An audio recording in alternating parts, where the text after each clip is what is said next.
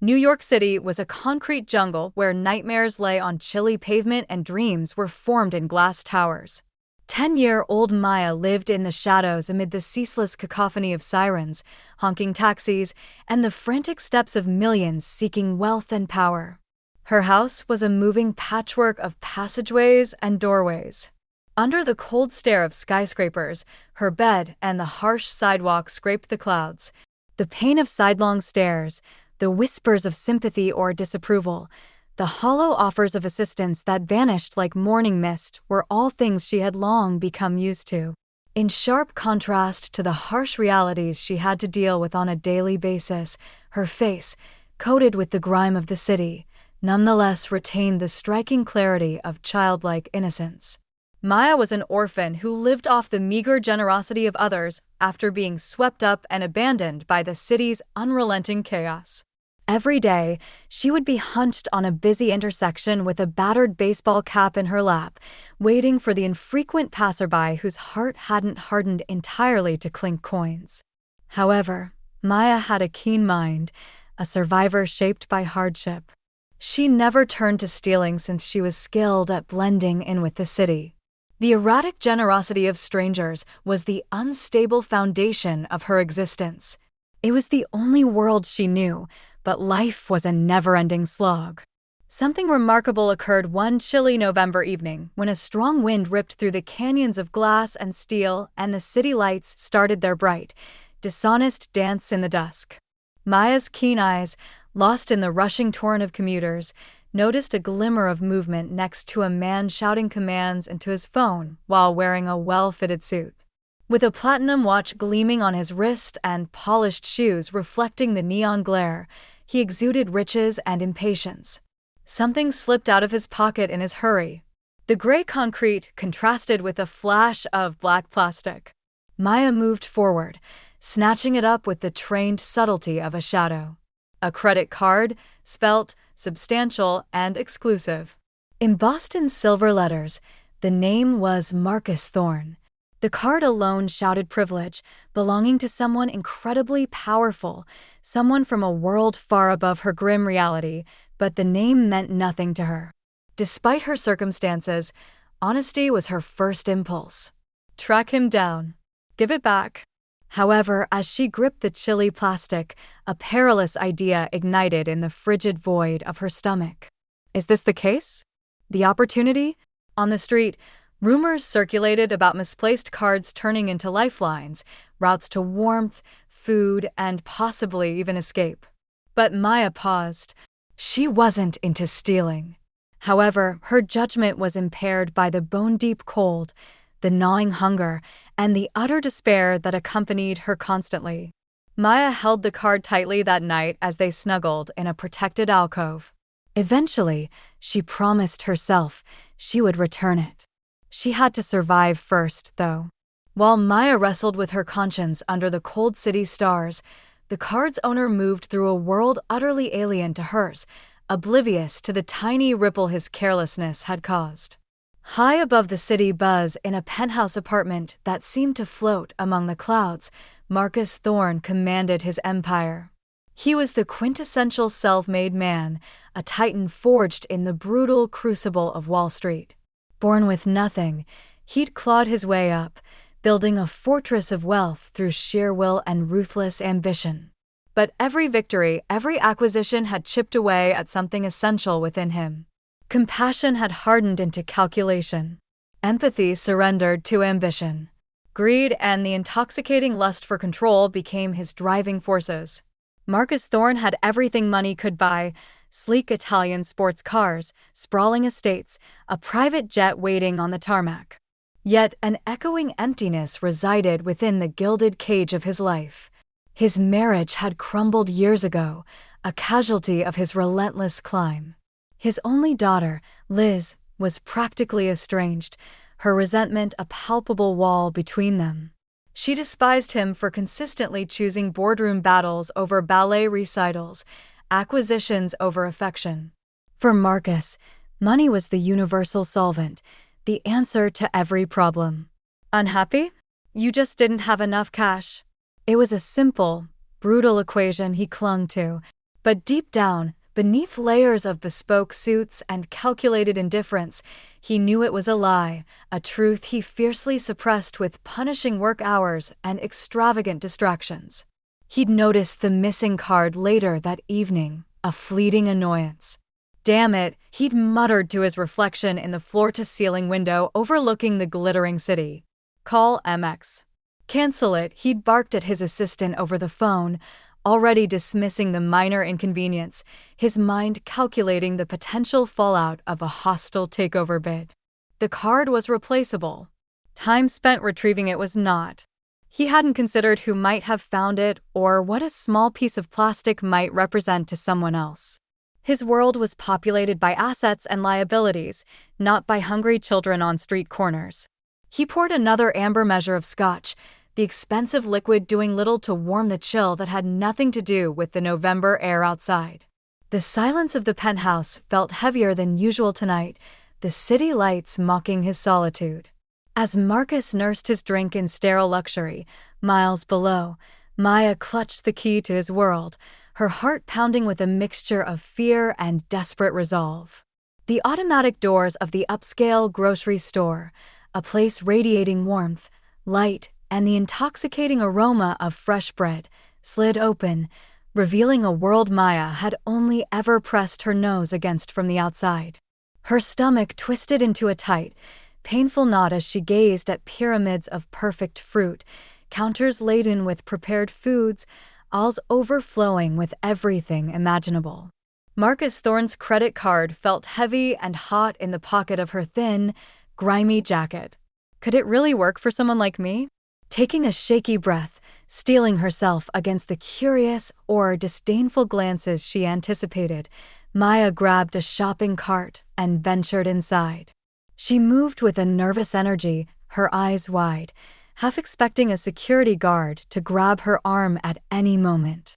She filled the cart carefully, consciously choosing necessities: bread, peanut butter, cheese, apples, a thick, warm sweater, sturdy socks, and finally, a pair of waterproof boots that miraculously seemed her size. Her small, calloused feet ached at the mere thought of them. Resisting the urge to grab sweets or toys, she pushed the laden cart towards the checkout lanes. Her heart hammered against her ribs like a trapped bird. She avoided the cashier's eyes, mumbled a barely audible "hello," and slid the black card across the scanner.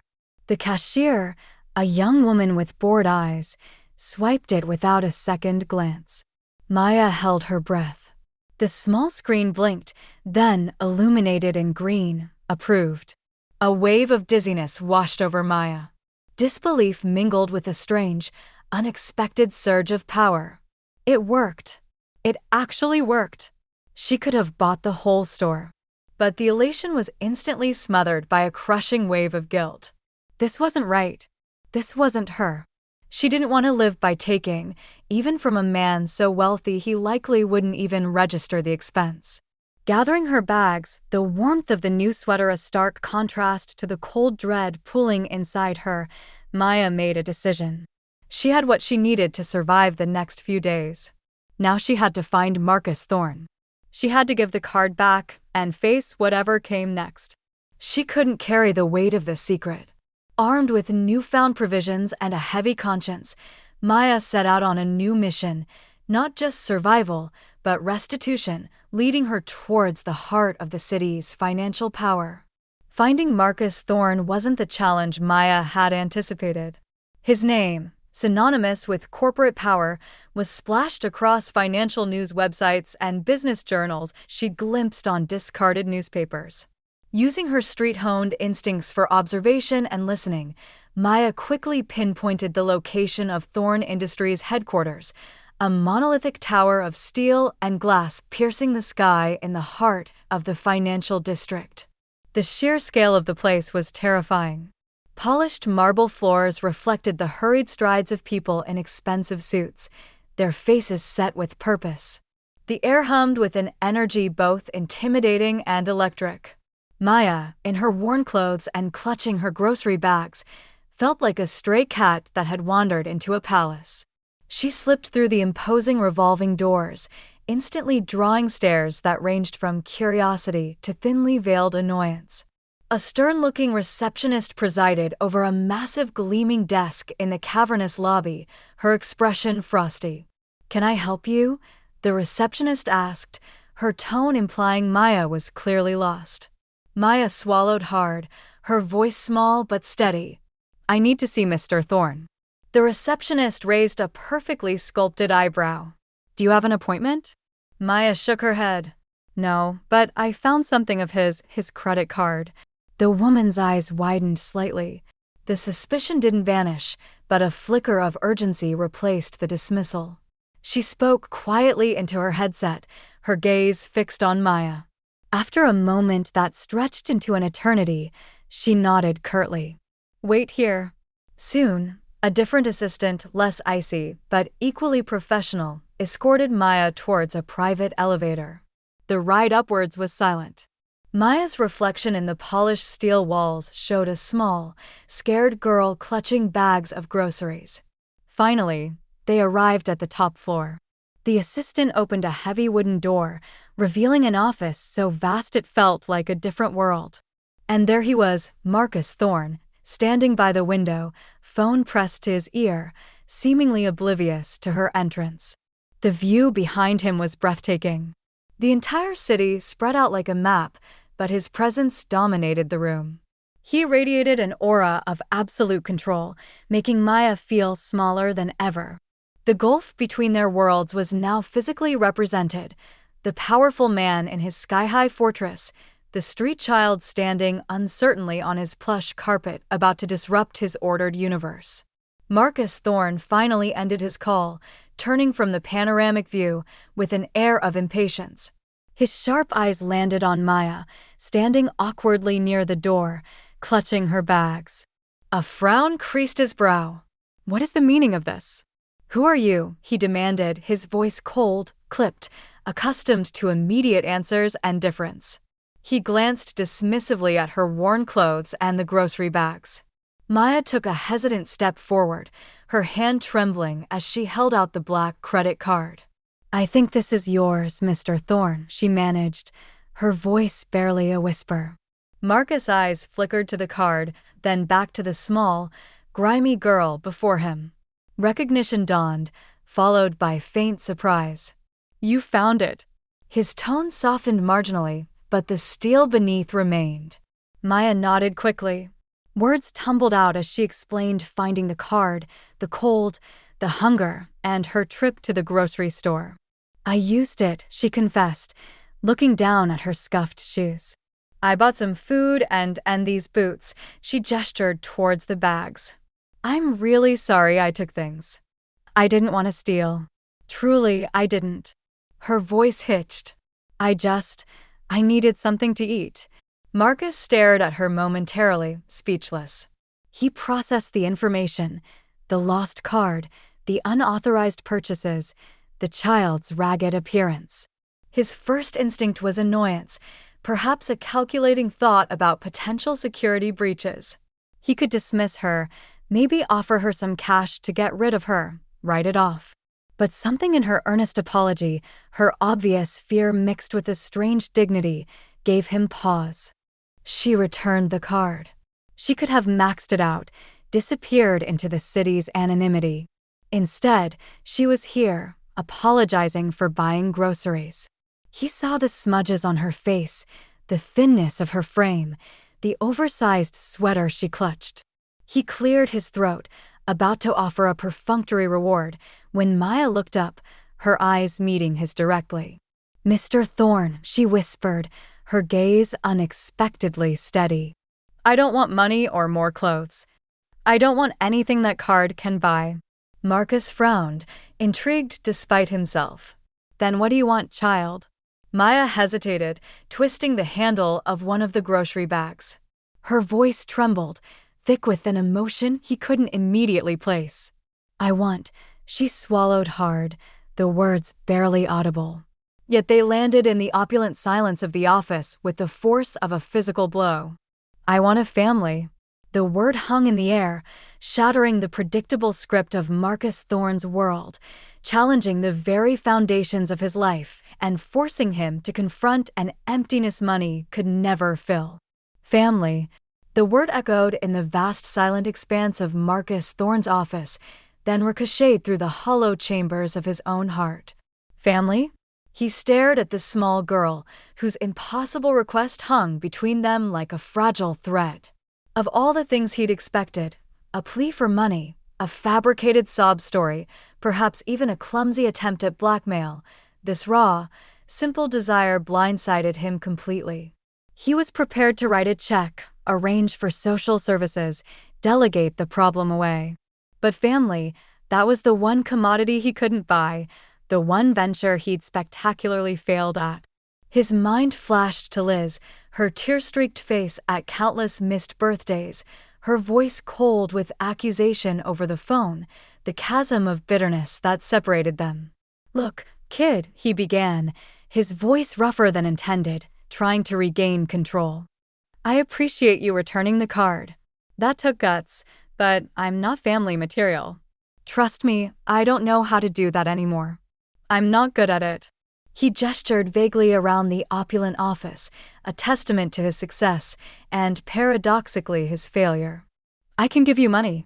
I can find you a good group home, pay for schooling, whatever you need." But Maya wasn't looking at the expensive furniture or the stunning view.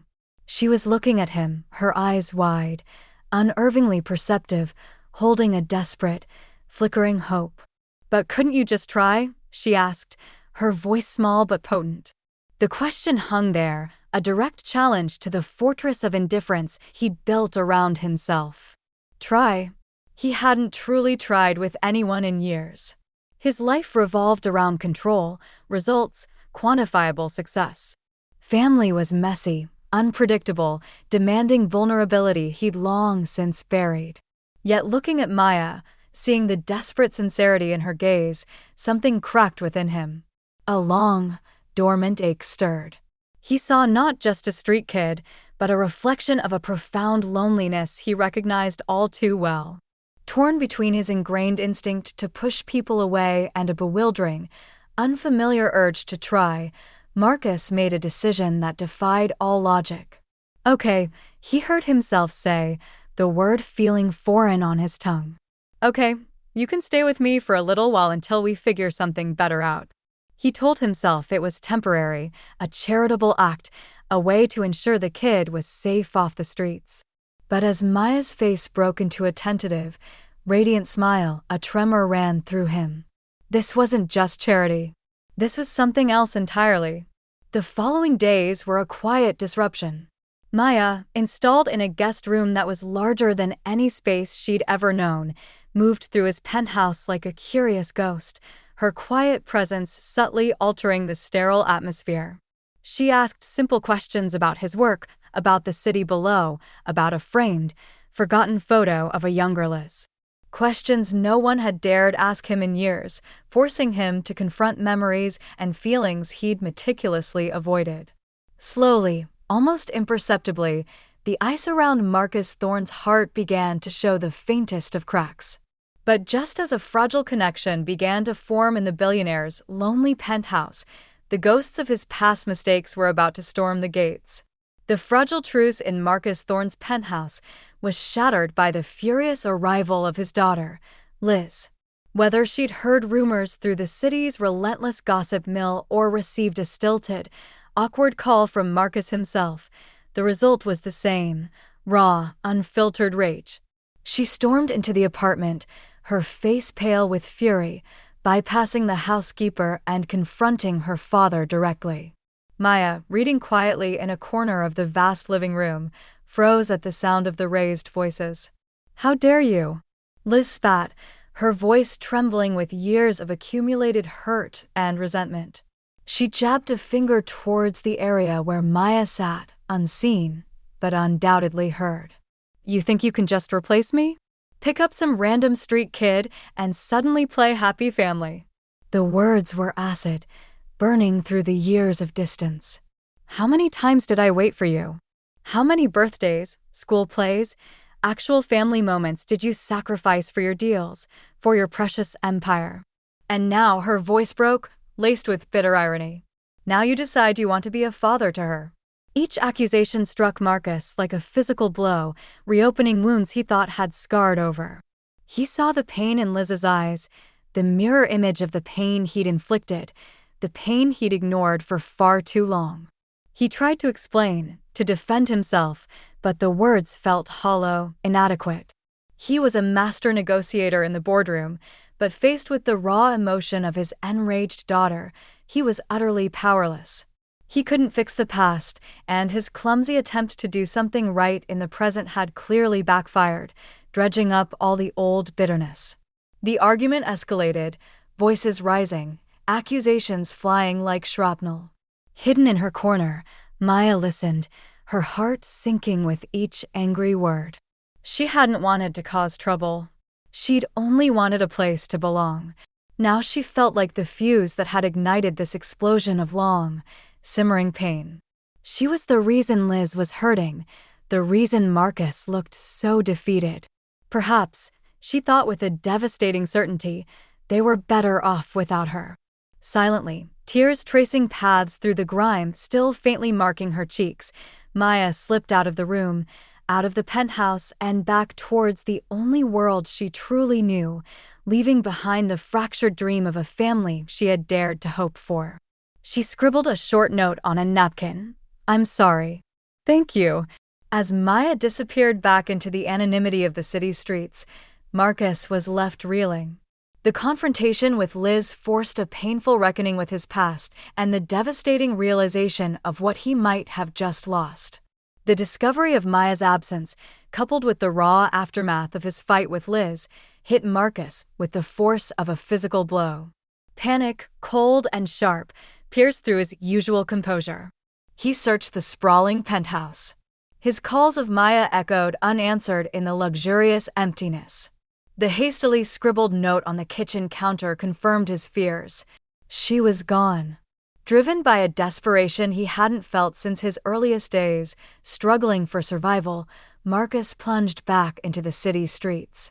Not as a titan of industry this time, but as a desperate man searching for a lost child. The city he usually observed from his lofty perch now felt vast, indifferent, threatening. Every shadowed doorway, every huddled figure potentially hid the girl who had, in a few short days, burrowed her way into his carefully guarded heart. As he searched, the blinders fell away. He saw the city through Maya's eyes, the harshness, the loneliness, the constant struggle. He saw his own reflection in the indifferent faces of the crowd, recognizing the callousness he himself had cultivated. He thought of Liz's accusations, the truth stinging more than her anger. He had traded human connection for financial success, and the price had been his soul. He realized with blinding clarity that the emptiness he felt wasn't a symptom of not enough wealth, but of too little love, too little connection. Maya hadn't just needed a family, he had. He finally found her hours later, huddled on the same cold corner where she'd first found his card, the worn baseball cap back in her lap, looking infinitely small and vulnerable. Tears streamed silently down her face. Before she could react, Marcus was there, dropping to his knees on the grimy sidewalk, heedless of his expensive suit. He didn't speak, just pulled her into a fierce, desperate hug. "Maya," he choked out, his voice thick with emotion. "Maya, I am so sorry for everything. Please come back." Sobbing, Maya clung to him, burying her face in his jacket. No explanations were needed, no promises of riches. All she had ever wanted was this, the feeling of being held, of being wanted, of belonging. The following weeks were challenging. Marcus began the slow, painful process of rebuilding bridges with Liz. It involved difficult conversations, raw honesty, and apologies decades overdue. Slowly, tentatively, Liz began to see the profound change in her father. Seeing his genuine remorse, his awkward but sincere efforts with Maya, began to thaw her own frozen heart. She even started spending time with Maya, finding not a rival, but a resilient, surprisingly funny kid. An unexpected bond formed between the estranged daughter and the former street child, united by the flawed man trying to become a better father. Marcus Thorne's life, once laser-focused on power and profit, found a new center. His empire still ran, but its purpose shifted. True wealth, he finally understood, wasn't measured in stock portfolios or real estate holdings, but in shared laughter around a dinner table, in comforting hugs, in the messy, beautiful, imperfect bonds of love. Maya, the girl who started with nothing, found her priceless treasure, a family. And in return, she gave the billionaire the one thing his fortune couldn't buy, a reason to live for something far greater than himself. Their story didn't end with a grand gesture, but with the quiet miracle of ordinary moments, homework help, shared meals, movie nights, the simple, profound joy of knowing that finally, none of them were alone anymore.